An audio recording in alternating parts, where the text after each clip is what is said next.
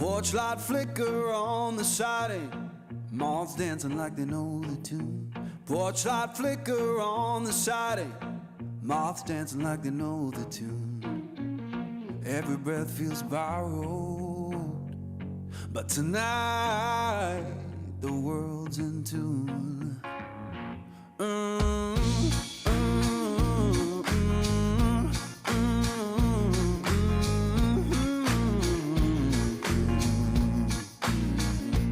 Old chair hums beneath me, plank boards keep the time.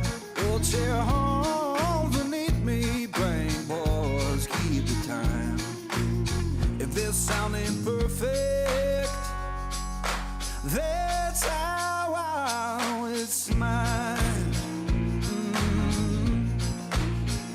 Someone left the radio humming low next door. Someone left the radio humming low next door. Static sings the harmony.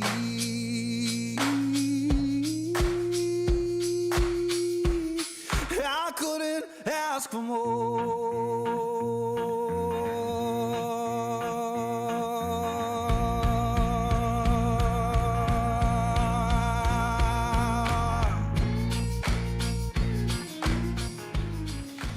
Okay, how's everybody doing?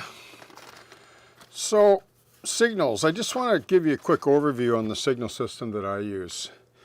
Now, it's going to be different for everybody. There's a lot of different ways to do signaling. In fact, I've chose to go this Atlas route years ago. So it's a small layout and I like it, and I'll explain to you why I like it. I'll maybe mention a few things what I don't. But I mean, even now, like when I look at ESU, like their signal system, like their integrated signal system with their, command control, everything. I mean, in hindsight, we always say, oh, I should have went with that, But that's the way model railroading is, because building a model railroad takes a long time, decades sometimes. So there's going to be a lot of technology evolution. You're going to have old stuff and new and a mix of everything in between. But when it comes to signaling, like, between signals and so on, like I've chosen to go the Atlas route. Now, they're not cheap. I don't think anything is. Like, I'll give you an example. Like, to run one of these signals, you need one of these, a signal control board. Okay, and it plugs in to this unit, and then you power it with your own power source. I like to use just cheap, like I buy these at Value Village, for example, like $3.49, like instead of spending $30 with packaging and model railroad. These are a dime a dozen, like 12 volt, like this is a 12 volt 1 amp. Like I just cut the plug off and just wire it straight into the bus that goes to my signal control boards, okay? So that's cheap. These are not the cheapest thing. I think these are like, yeah, they're 40 bucks. So here's another thing too. So if you have a dual head signal and or more, you need one of these for every head, for every like signal head. So if you have a dual, you need two. So, nowadays with Arduino and so on, there's probably cheaper ways to do it, but you have to make that decision and pick your poison when it comes to signals. I like this system because it's plug and play. It's very powerful. Yeah, it's only one way, but it just suits this layout. Like it suits River Road. It's perfect because, let me give you an example of how I'm going to mount these, and I'll just show you one more board. Like here's the control module interlock, which just plugs right into this too. So I install these first. I get them working with the signals, and then I wait until I put my sensors in last. Like in this case, I can use these BD20s. Like they work with these, like no problem. And I stress using your own, like a separate power supply and bus for just your signal system. Don't link it in to your like command control or whatever if you can avoid it. So here's an interlock which I can add later. That's in case I throw points, like I want that signal to be red all the time if the points are against the main or whatever. So that's pretty cool. They are very good that way, but they're not the cheapest way to go about things. But for a smaller layout, which is another reason why I build smaller layouts, because collectively they cost, like any layout, costs money. So these I should show you this. So you don't need to use the Atlas signals for with these. Like these will power any signal. Okay, cathode, anode, and they also have this here Atlas, like the signal system accessories, like the signal attachment cable, dual 4-pin harness, do-it-yourself set, and you can run these, like for example on these Details West, like these little Frankenstein dwarf signals, which I really like. They're they're really nice, and they have the same aspect, functionality and fundamentals as like the, you know, the BLMA or the Atlas. And the BLMA / Atlas are beautiful signals, and you'll see them on my layout. Okay, so these are the signal boards, and then you can use like a Digitrax 4-pin or Cat5, you know, cable maker for, you know, all your options that go with these. Okay, now I want to show you one more thing that I do. So I like to use these Atlas, these Atlas selectors, and you want to know why? So if I'm running a dual head signal, which I am, I'm going to run 2 of these, which I'm going to mount, by the way, like this on a board, okay, underneath my layout. Notice the screw holes on the plate. Troubleshooting, take it on and off. Do all my wiring on the bench, then just mount it in place. So that's why I'm doing that, okay? This is for these, and I'll show you why. So I'm going to mount these Atlas 4-way selectors, and they're going to be on here like this. This is the way all my signals are, and I'll tell you why. So not only can I have automated ABS or CTC, right? I can manually like throw the signal with the 4-way. Like it's all integrated together. It's simple. You just wire this in according to the manual. It's pretty basic. So I can actually physically override a signal to the lowest, to the next restriction, but do it manually. So this is CTC, so I'm the CTC dispatcher controller now. Or I can just leave it in a certain position and it's all automated. That's why I like these. So I'll be doing that. So these get mounted underneath so I can reach them. Like this would be the upper signal, this would be the lower, or the dwarf or whatever. So you need one of these. So to run this dwarf, you need one of these. You need an Atlas 4-way and your signal, okay, and your wiring, of course. So that's why I do that. So I'll leave a link at the end of the video. I go into it a little bit more on wiring this. I don't want to do the whole thing all over again, but I just wanted to offer up this video because people have asked about it. So I just want to give a brief or another link, try to link them together. So in closing, I want to show you one more thing, okay? And that's these right here, like these frog juicers. So I don't know about you, but like I love these frog juicers.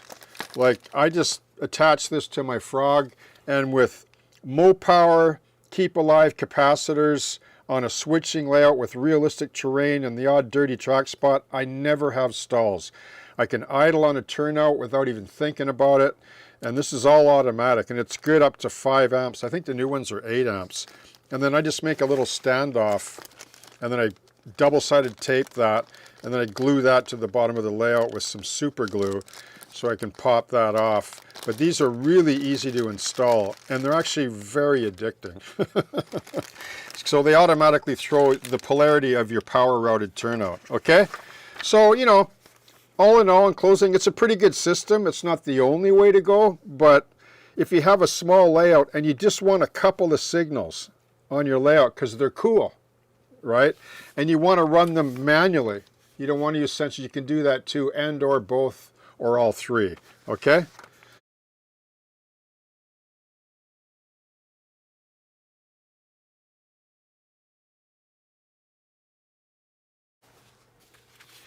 Okay, here it is all wired up, and I wired it according to the PDF, which is excellent, by the way. If you go to the Atlas site, Atlas Signal System, it's really idiot proof if you just carefully follow. I would have used color-coded wire for each, you know, designated spot, but I just labeled them with tape. Like I'm not going to waste, like I'm going to buy more wire. I got tons of yellow wire. I'm going to use it up, and I did all my CTC switches and for my signals like this anyway. There's labels there too if I need to troubleshoot, which I won't. Once they're in, they're in. So they're pretty good that way, this way. So there's the harness that goes, it's the cathode or the anode signal. So it'll take any signal.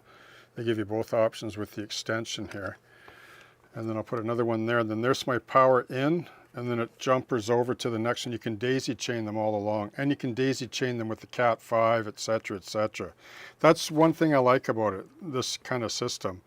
It's not really that complicated, but I'll just say this one more time. Like, it's not the cheapest way to go, but it's very powerful, if I can say that, like in terms of what you can do. But it's just a different way of doing it.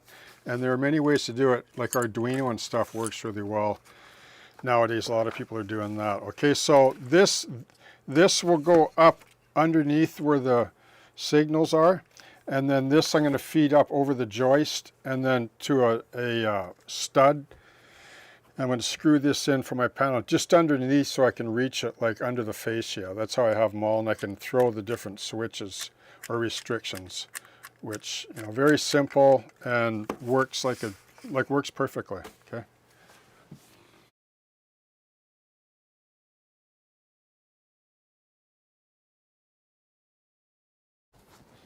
Okay, just wanted to set up quick and show you under the benchwork here. This is section 3, just past midpoint going this way, and you can see where the two boards are right there mounted on a plate. Here's the plugs for the signal. Okay, there's 2 there. Those get plugged into these leads here, which are just plug and play. You can see all my leads wire goes up over the joist, and then here's the Atlas switches for my CTC, which is override, which I can do it manually. It really makes a difference. The one thing about this system, it's pretty simple once it's set up. There's no, like, I don't have to fiddle around with, you know, like, I don't need a spreadsheet to run any of my lighting. It's all just switches. It's as simple as can be. Most of you know that I use you know, the Woodland Scenic plug and play light system. Like, when I flick on my power bars, all my lights come on, and I have a few toggles that I can manipulate lighting with. So this will get screwed and mounted. I'll leave it loose just right now so that I can basically troubleshoot if there is to be troubleshooting here, but I think we're pretty good to go there. And then we'll go up top and have a look and try to keep it neat, you know. The one thing, I'll just say this in closing, you know, I try to be neat with my wiring, but it isn't long before the rat's nest starts to occur, you know. So it's nice if it has some order so that you can troubleshoot it. Nobody else ever will.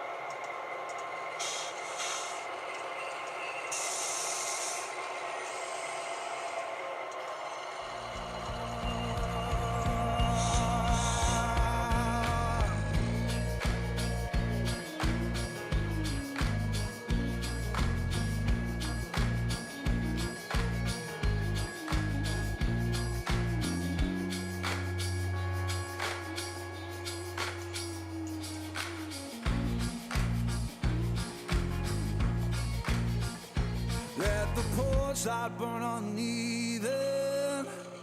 Let the shadows play. Yeah, the porch light burn uneven. Keep the night from drifting away. If this ain't heaven, it'll do for today.